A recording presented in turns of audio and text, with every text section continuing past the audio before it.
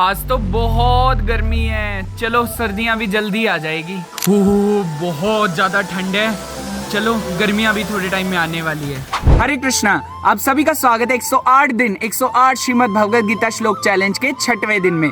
तो आइए साथ में मिलकर श्रीमद् भगवद गीता के दूसरे अध्याय के 14वें श्लोक का उच्चारण करते हैं। मात्र स्पर्शस्तु कौन्तेय शीतोष्णा सुख दुःखदा अगामापायिनो नित्यास्तां स्थितिक्ष्व भारता।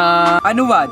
हे कुंती पुत्र, सुख तथा दुख का क्षणिक उदय तथा कालक्रम में उनका अंतर्धान होना सर्दी तथा गर्मी की ऋतुओं के आने जाने के समान है।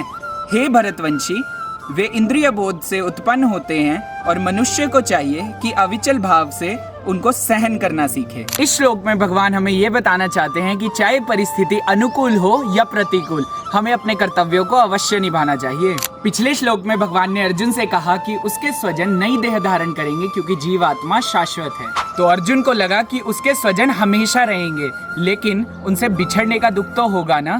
तो भगवान कृष्ण यहाँ समझा रहे हैं कि हाँ, बिछड़ने का दुख तो होगा, लेकिन सुख दुख गर्मी सर्दी की तरह आते जाते रहते हैं, वो क्षणिक है, इसीलिए उनको बर्दाश्त करो। कोई भी स्थिति हमेशा नहीं रहेगी।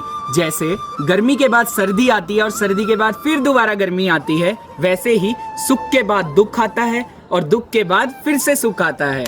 परंतु हमें दोनों अवस्थाओं में अपने कर्तव्यों का निर्वाह करना चाहिए। जैसे कि भीषण सर्दी के मौसम में वैदिक धर्म का पालन करने वाले सुबह के स्नान से झिझकते नहीं और भीषण गर्मी के मौसम में गृहिणी भोजन बनाने से झिझकती नहीं, वैसे ही हमें असुविधा में भी अपने कर्तव्यों का पालन करना चाहिए। भगवान अर्जुन को ये बताते हैं कि युद्ध करना एक क्षत्रिय का धर्म है और चाहे सामने अपने संबंधी ही क्यों ना हो, युद्ध करने से विचलित नहीं होना चाहिए। मनुष्य को ज्ञान प्राप्त करने के लिए धर्म के विधि विधानों का पालन करना चाहिए, क्योंकि ज्ञान तथा भक्ति के माध्यम से वो अपने आप को माया के बंधनों से मुक्त कर सकता है।